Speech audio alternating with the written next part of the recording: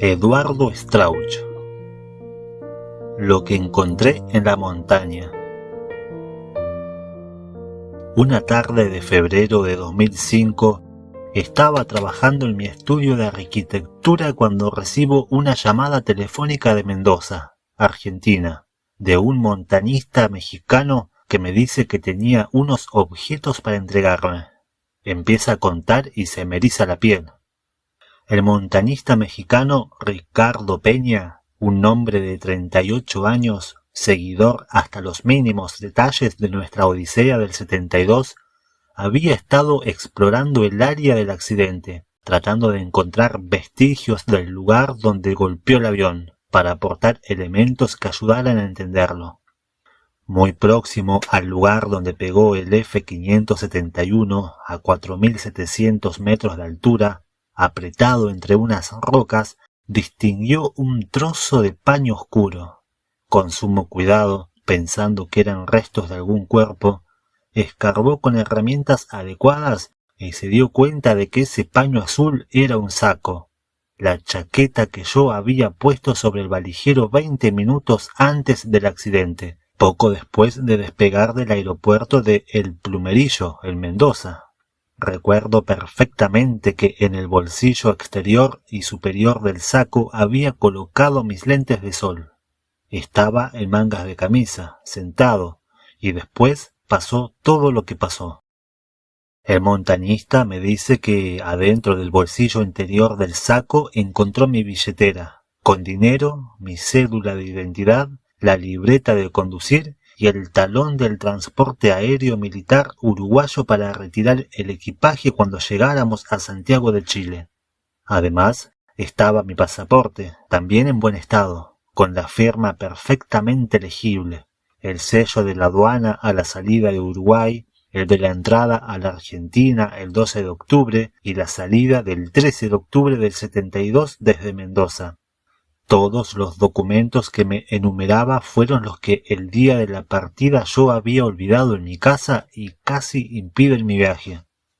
A 6 metros de ese lugar, Ricardo Peña también encontró la armazón metálica de mis lentes Ray-Ban sin los cristales.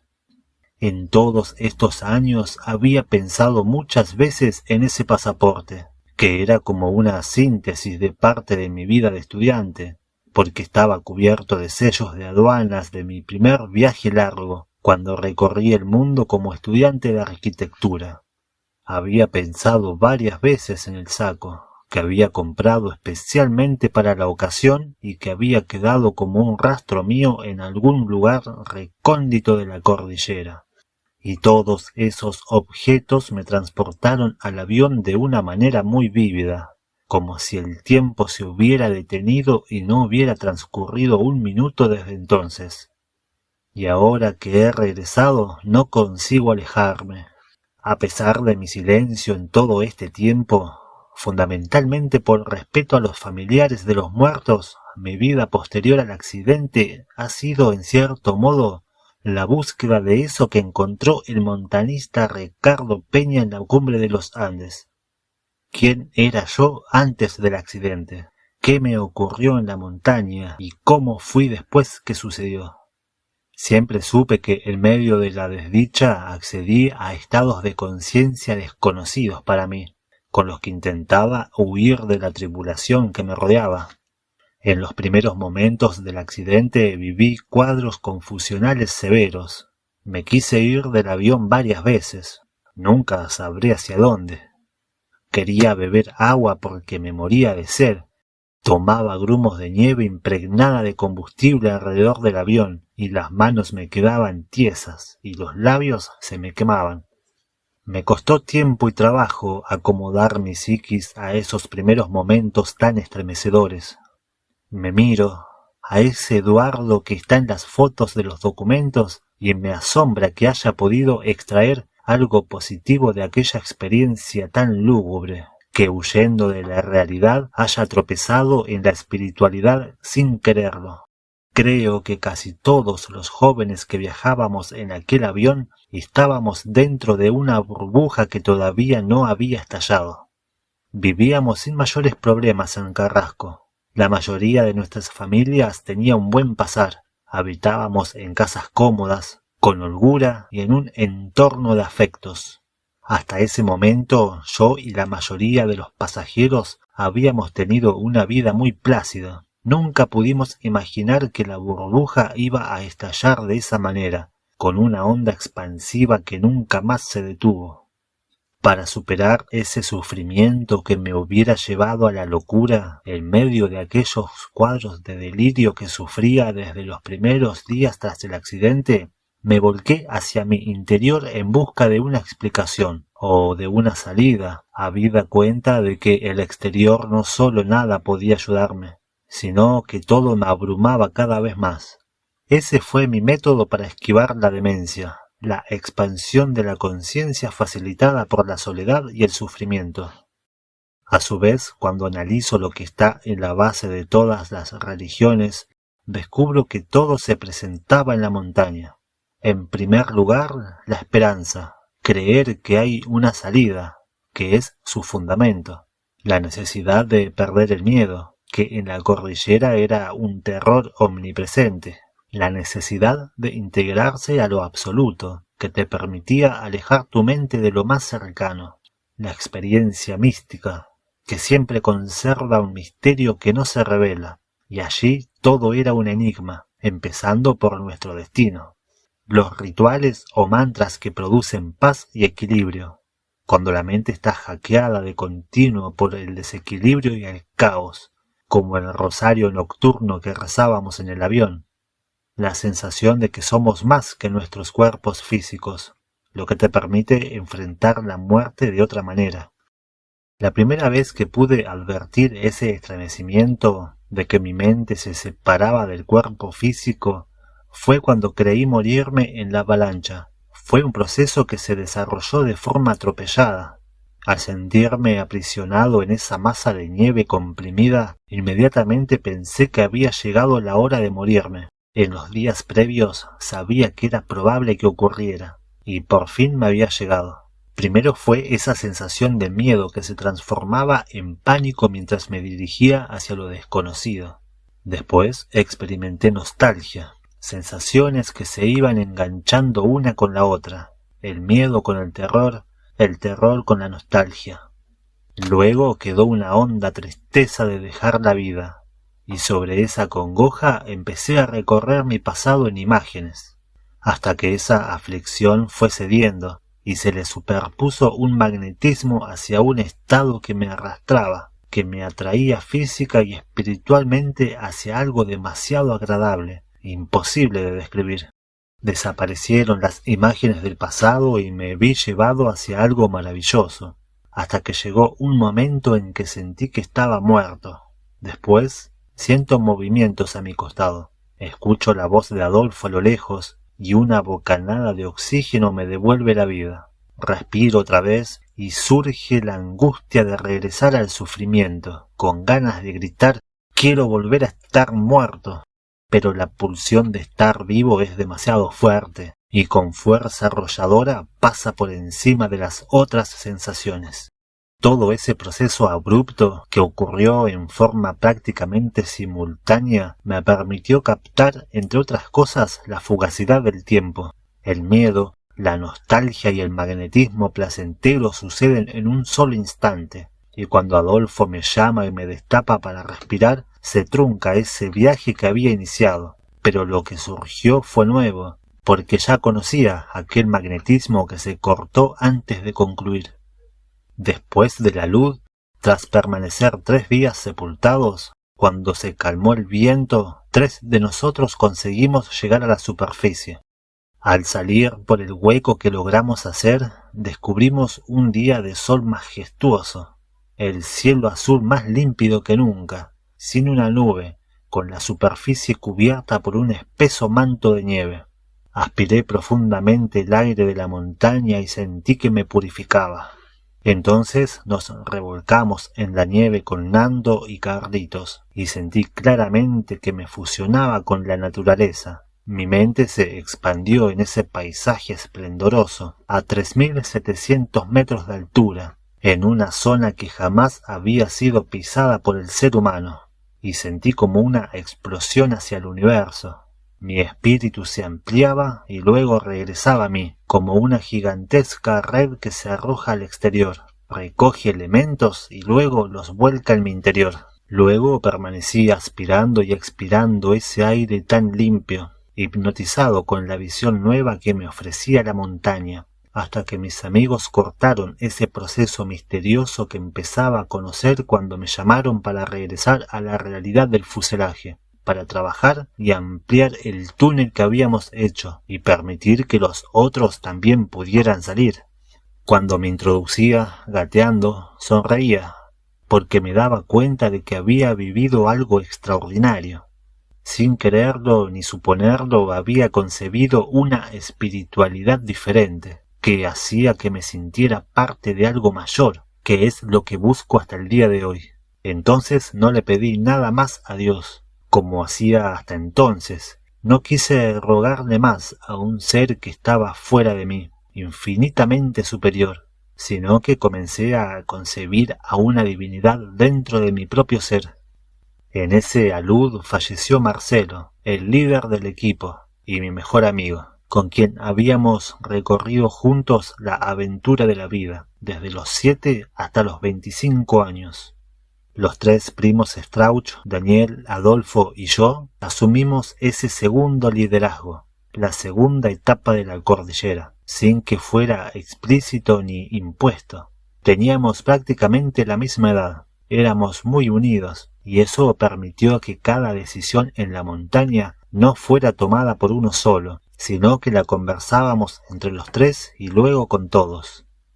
Los menores no solo necesitaban liderazgo, sino que además precisaban una imagen paterna, buscaban a alguien que les mostrara un rumbo y les dijera: las cosas están encaminadas, no decaigan, vamos a salir. A la vez todos precisábamos consuelo.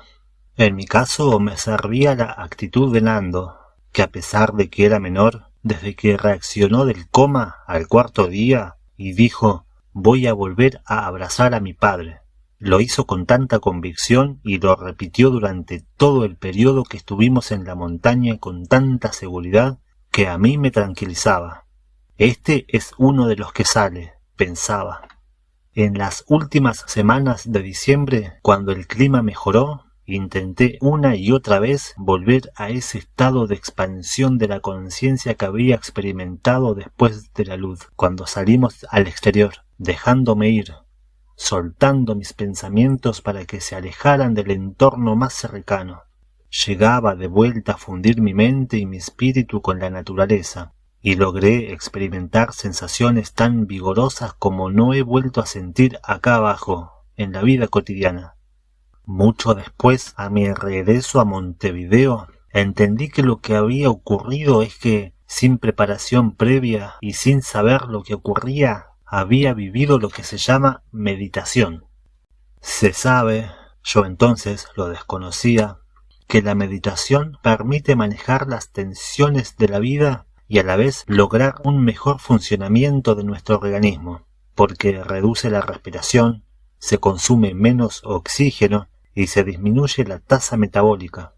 Allá arriba no había oxígeno, estábamos extremadamente débiles y necesitábamos reducir el metabolismo hasta el mínimo imprescindible para seguir vivos. La meditación revierte el estrés. ¿Y qué era lo que nosotros teníamos las 24 horas del día sino el estrés máximo? Todos los elementos que se requieren para entrar en ese estado tan especial de relajación estaban presentes en la montaña. Estimulado por mi predisposición anterior hacia esas sensaciones, mi mecanismo de defensa apuntó en esa dirección. Cada uno tuvo el suyo, pero esta defensa no me llevó a formar una coraza que luego sería difícil de romper, sino por el contrario, colaboró a que me abriera, y cuando lo hice, las experiencias no terminaron nunca. Lo paradojal es que la paz real solo llega cuando dejamos de perseguirla. En la montaña yo no buscaba ninguna paz, sino que huía despavorido del terror.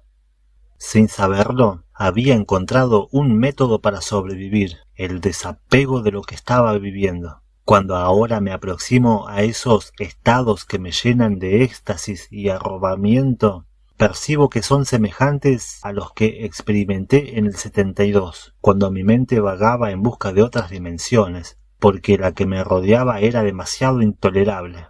Alguien puede pensar que yo estaba sufriendo un estado alterado de conciencia, en esa situación tan truculenta, con el cerebro alucinando por el shock y la falta de oxígeno. Prefiero creer que conocí una forma especial de la meditación. Estábamos a 3.700 metros, la misma altura del Palacio Potala de los budistas, para quienes, como todo es una ilusión, la vida con sus adversidades resulta más soportable. Siempre he tenido y sigo teniendo un 20% de mí en la cordillera, y no tengo ningún interés en bajarlo. En realidad no es que lo haya dejado. Está arriba. Es como un cordón umbilical, con todo eso que experimenté, y por eso siento tanta necesidad de volver a la montaña cada tanto. Regresé en 1995 con otros 11 del grupo. En el año 2006 estuve 2 veces. Regresé en 2007 y en 2008 estuve 3 veces. Cuando retorno me vuelvo a conectar con algo tan nuevo y emocionante que no pretendo entender. Solo quiero experimentarlo. Ante la fatuidad o el asalto a los sentidos de la cotidianidad, lo vivo como un antídoto. Por la misma razón, me conecté muy profundamente con la gente de la montaña, con los vaqueanos, con los que viven en los alrededores y la conocen y suben cada tanto, esos hombres que duermen a la intemperie en verano, a 20 grados bajo cero, cubriéndose con los cojinillos de los caballos, porque ellos sintonizan directamente con la frecuencia que transmite la cordillera.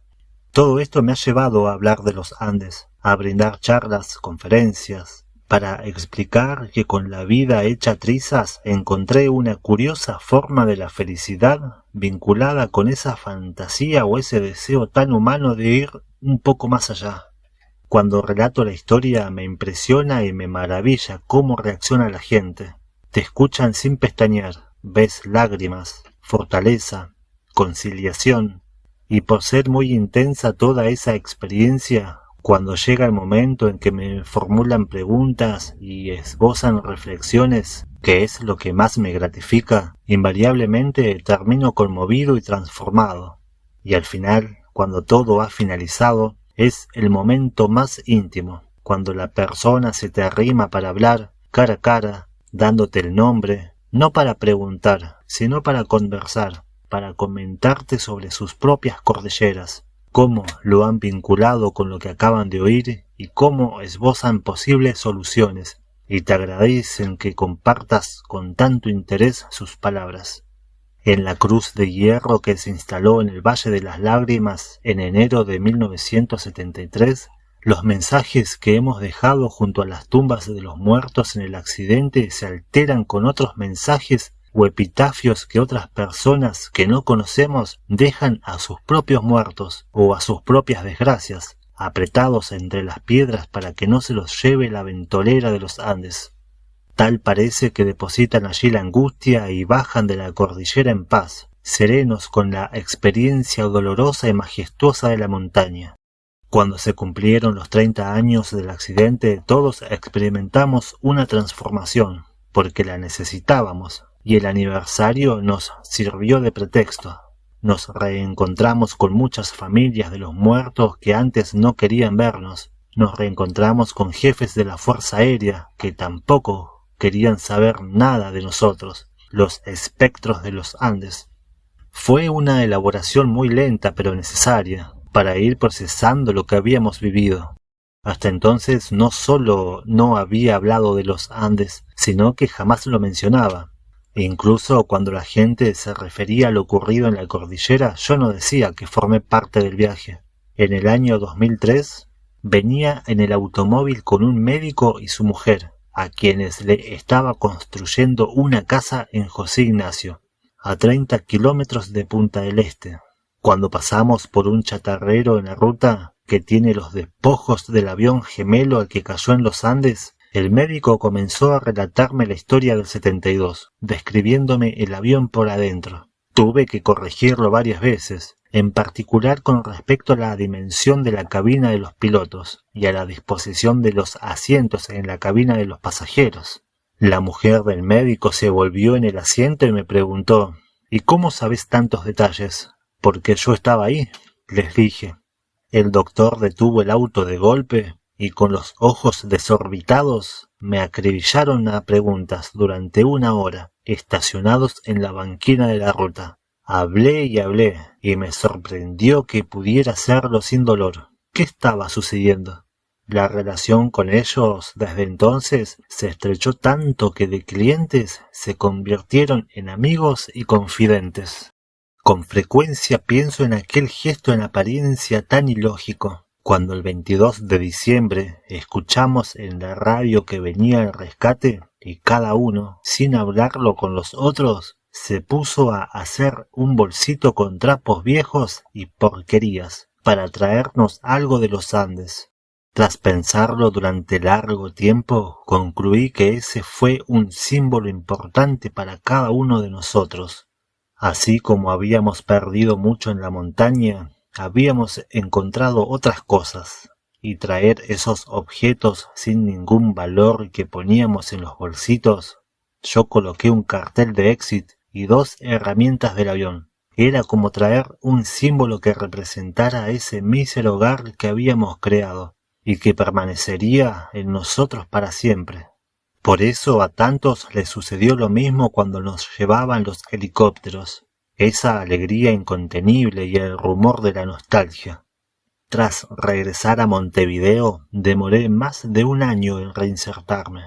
Me costó mucho el descenso, porque yo seguía con un pie en los Andes y no me interesaba bajar del todo. Recién entonces empezaba a hacer el duelo de mis amigos muertos, procesando lo que no había tenido tiempo de elaborar arriba. Pasaba el tiempo y no me acostumbraba, y pensaba que nada me sacaría del pozo. Más que preguntarme si había vida después de la muerte, me preguntaba qué era la vida antes de la muerte. Pero al fin, como en todo, va saliendo. Y la cordillera me ha servido para soportar esos momentos difíciles en los que crees que no hay escape. En el verano de 1972, en mi casa no sabían cómo tratarme, me sobreprotegían, me agobiaban, lo que me resultaba mortificante. Me parecía mentira que, después de habernos salvado del milagro, había regresado a la vida y ésta me resultaba insulsa, deprimente, incomprensible. Sentía que la gente no me entendía y que solo me sentía a gusto entre mis amigos del accidente. ¿Dónde estaba ese algo más que había conocido en la montaña? Algo de ello estaba en mis compañeros. Cuando ahora subo a la cordillera o cuando doy una charla y escucho las preguntas y los aportes de los que me escucharon, e incluso cuando estoy un rato largo pensando o hablando del tema de los Andes, vuelvo a quedar desubicado y desacomodado respecto a la realidad cotidiana, la rutina. Cuando regreso a la cordillera siento lo mismo, con más intensidad, por lo que de nuevo, como en el 72, demoro en aterrizar. Pero ahora es un aterrizaje sin traumas, sin depresión, porque ya sé cómo es el proceso, ya sé por qué me sucede, y sé que puedo retornar a la montaña cuando quiera, mientras tenga fuerzas para sentir ese sueño lúcido tan apremiante de ir más allá de mis límites. La sociedad de la nieve que creamos en los Andes es difícil de definir. En un primer vistazo puede parecer una comunidad prehistórica y salvaje, en ese entorno maloliente y despojado. Muchos, como ha ocurrido, pueden pensar que formamos una sociedad deshumanizada, donde asomó la bestia y sepultó al hombre. A pesar de que en apariencia puede parecer que vivimos por debajo de los patrones humanos, fuimos más humanos que nunca. Dejamos todo lo material y nos aproximamos a nuestra esencia. Enriquecimos el espíritu y nuestros talentos de seres pensantes funcionaron al máximo. Un grupo de moribundos semicongelados y famélicos que ignoraba por completo dónde estaba, abrazándose para no morir de frío, sin ningún otro elemento más que afectos e inteligencia, encontró la salida, la espiritual y la física. Cuando escuchamos en la radio minúscula que 2 sobrevivientes de los que no daban los nombres habían llegado a los Maitenes, movimos el dial buscando más información y surgió inconcebible el Ave María, lo que para mí fue una confirmación indubitable de que eran ellos, que nos habíamos salvado. Experimenté una alegría que brotaba como una emanación que salía por todos mis poros. Durante la Segunda Guerra Mundial, en 1942, el famoso violinista británico Yehudi Menuhin, en Honolulu, tocaba su violín a los soldados que partían al frente de batalla, y tocaba su violín a los heridos que regresaban camino a sus casas tras una escala en el hospital de Hawái. A los 2 grupos les tocaba el Ave María, a los que partían a la muerte y a los que regresaban a la vida.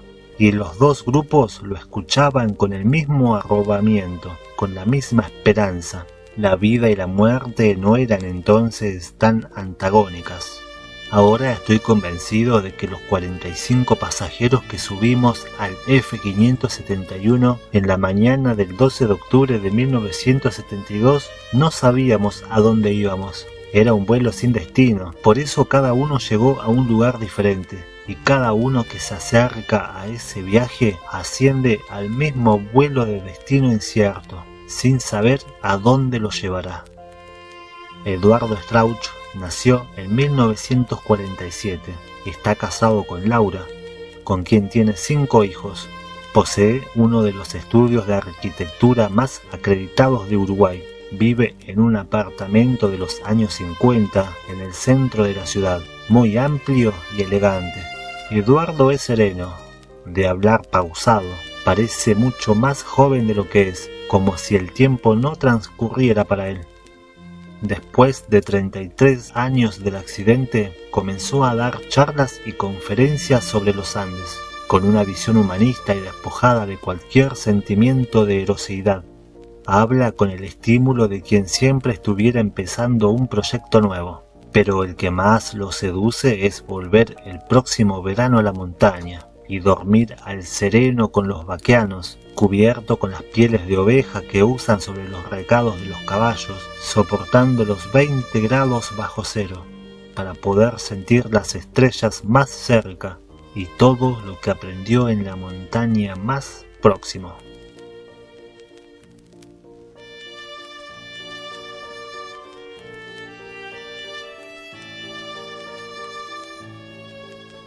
Los Maitenes. El 22 de diciembre amaneció nublado en el fuselaje. El soñado estaba cubierto por una bruma espesa, cosa que los sobrevivientes conocían bien. Era señal de mal tiempo, que los sacudiría hasta las entrañas. Como dejaron prendida la radio durante toda la mañana, sabían minuto a minuto qué estaba sucediendo. Se enteraron del instante exacto en que los helicópteros llegaron a los Maitenes. Incluso supieron el momento en el que despegaron para buscarlo con Nando como guía. Después del mediodía, Bobby y François escuchó el eco de los helicópteros retumbando a lo lejos en el Valle del Este. Comenzó a mirar hacia arriba con tal ansiedad que no conseguía fijar la vista. El sol lo encandilaba y le lastimaba el ojo enfermo, pero el ruido tronaba cada vez más cerca, aunque él seguía sin ver nada. Daniel, que estaba esperando el rescate por la montaña del oeste, de pronto sintió un ruido que lo sacudió. Corrió al otro lado del fuselaje y los vio, cada vez más cerca, subiendo por el valle. Quedó dando vueltas en redondo, perplejo. Tintín, que estaba en excelentes condiciones físicas, fue el primero que salió corriendo cuando vio venir los helicópteros por el valle. Uno de ellos pasó rasante sobre sus cabezas y arrojó una bolsa. Corrió a ella, la abrió y descubrió enormes tortas de pan con carne. Mientras ese helicóptero ascendió y permaneció volando más alto, dando vueltas, el otro intentó posarse. Carlitos se estremece aún hoy cuando recuerda el sonido de las aspas de los helicópteros ascendiendo por el Valle del Este, un rumor que se escucha desde muy lejos, que se aproxima, hasta que de pronto irrumpen como pájaros gigantescos y empiezan a aletear sobre ellos. Salió corriendo con el otro zapatito del sobrino de Nando hacia donde le parecía que intentaría acercarse una de las máquinas, vapuleada por el viento. Eduardo hizo lo mismo y cuando llegó un tripulante le extendió un brazo. Él se prendió las dos manos y lo subieron de un tirón. Gustavo, que era de los que más gritaba, tenía un ojo focalizado en los helicópteros y el otro en el bolso con los restos de sus amigos. Pancho Delgado, con su cadera rota, era de los que se movía con más dificultad. Entre la alegría del rescate y la lentitud con que se desplazaba, estaba como aturdido, no sabía hacia dónde dirigirse. Coche miraba los helicópteros con incredulidad. Estaba a 3 días de su muerte, y ver a Nando haciendo seña con las manos le resultó un espejismo, una trampa de la muerte. Pero por las dudas que fuera verdad, se aproximó junto con Pedro, cojeando, a donde le parecía que descendería uno de los aparatos. El primer helicóptero bajó muy rápido, imitado por el segundo. Los del Socorro Andino abrieron la puerta y saltaron enseguida. Mecánicamente Nando llamó para que entraran como una ráfaga a Álvaro Mangino y Daniel Fernández, que venían corriendo en la dirección exacta donde el helicóptero se aproximó a la nieve. Cuando ellos se abalanzaron al aparato, que estaba a 1 metro de altura, Nando los tomó de las manos y los tiró para adentro. «Me voy, me voy, me voy», repetía alterado el piloto, porque no lograba sustentar la máquina. En 20 segundos levantó vuelo nuevamente, mientras los dos que entraron abrazaban y besaban a Nando. En el otro helicóptero lograron subir Carlitos Páez, Pedro Algorta, Eduardo Strauch y Coche Inciarte. Los demás permanecieron sorprendidos en torno al fuselaje con los miembros del Socorro Andino y el enfermero José Bravo. El vuelo en los helicópteros del 22 de diciembre rumbo a los Maitenes fue tenebroso. El helicóptero parecía volar sin comando. El viento o el vacío lo empujaba para cualquier lado. Pedro, Coche, Carlitos y Eduardo advirtieron cómo sudaban y se miraban los tripulantes, pero ninguno de los 4 expresaba lo que pensaban en voz alta. En la montaña habían aprendido que a la mala suerte se la llama, y si no se la convoca, a veces se la conjura. En el otro helicóptero, Daniel iba sentado atrás del piloto, a quien le veía la parte posterior del casco, pero podía ver el costado del rostro del copiloto, un hombre demasiado joven para lo que tenía que enfrentar. A su lado venía Nando y atrás Álvaro Mangino. Cuando el helicóptero comenzó a vibrar como una batidora, le preguntó a Nando si el viaje de venida había sido así, porque el helicóptero parecía desarmarse con el crujido de metales, y por más potencia que le dieran al motor, nunca llegaban a estabilizarlo ni conseguía llegar a la cumbre que quería superar. Nando le respondió que sí, que se quedara tranquilo, que había sido igual. Daniel observó nuevamente al copiloto y percibió que ahora estaba llorando. Volvió a mirar a Nando y descubrió su expresión sombría. ¡Qué incongruencia!, pensó Daniel. 71 días sufriendo para venir a terminar así. Pero no entró en pánico. Atinó a pensar incluso que peor era el caso de Nando, que ya estaba salvado y se viene a morir por buscarlos a ellos. El helicóptero se despeñaba hacia abajo y parecía que iba a chocar con el otro que venía detrás, pero después logró distanciarse y observando al otro aparato, Daniel pensó que parecían 2 moscas en la inmensidad del espacio, que se cruzaban para un lado y para el otro. Daniel sintió una vez más que las cosas eran extremadamente difíciles, que en verdad la historia de ellos siempre tenía una vuelta de tuerca imprevista, porque iban a terminar en un segundo accidente aéreo peor que el primero. En el segundo helicóptero, Coche cerró los ojos, Al ruido metálico del aparato que parecía que iba a perder todos los tornillos y remaches, le seguía el silencio, porque el helicóptero se deslizaba con aire caliente, mientras el piloto no lo podía sacar del Valle de las Lágrimas. Cuando más tarde abrió los ojos, divisó los verdes valles de Chile, con árboles y corrientes de agua. Si hasta hacía un segundo lloraba de temor, ahora lloraba pero de euforia. Al cumplirse 30 años del accidente, se hizo una celebración y una recreación del partido de rugby que no pudo jugarse en Santiago de Chile en 1972, donde participaron todos los personajes estrechamente vinculados con la tragedia. Los dos pilotos, García y Massa, y el arriero Sergio Catalán. En esa oportunidad, el piloto Jorge Massa le confesó a Daniel Fernández, con la sobriedad de un militar templado, que de todos los vuelos que hizo en la montaña, el del 22 de diciembre del 72 fue sin lugar a dudas el más peligroso y donde estuvo más asustado, porque en verdad creyó que no lo lograrían. Por eso suspendieron los rescates de la tarde, y a los 8 sobrevivientes que permanecieron en los restos del avión recién los trajeron al día siguiente. Cuando el helicóptero estaba aterrizando, Coche Inciarte creyó que ese prado verde era un campo de alfalfa. Los famosos verdes valles de Chile, que él ya los había dado por muertos y marchitos, en verdad existían y ardían de flores y aromas. Recién en los Maitenes fue donde Álvaro tuvo real conciencia de que se habían salvado. Tumbado en el pasto comió todo lo que les ofrecían: porotos, pan, café, chocolate.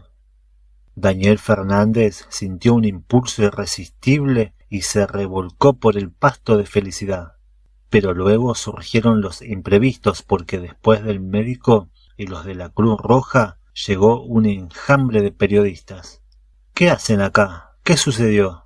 ¿Hubo un terremoto?, les preguntó, creyendo que en los alrededores había ocurrido un cataclismo imponente que los convocaba. El terremoto es que ustedes están con vida, le dijo un reportero que lo observaba sin pestañear. Cuando Eduardo Strauch bajó del helicóptero, enseguida vio a Nando y a Carlitos. Los tres se abrazaron, lloraron y formaron un ovillo en el suelo. Se incorporó y vio que a 2 pasos nacían flores silvestres amarillas. Cortó una, extasiado, y se la mostró a Carlitos para que la oliera.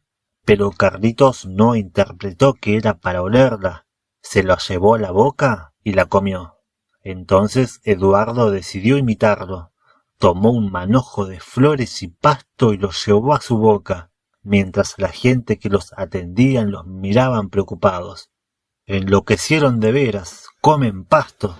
A la mañana siguiente, el sábado 23 a las 9:30, los 2 helicópteros volvieron a la montaña. En el primero viajaron Pancho, Tintín, Javier y Roy. En determinado momento, Pancho Delgado, como no tenía forma de que lo escucharan, le golpeó el casco a uno de los tripulantes y cuando éste se volvió, con su lenguaje preciso le preguntó si lo que estaban viviendo estaba dentro de los parámetros normales de un vuelo.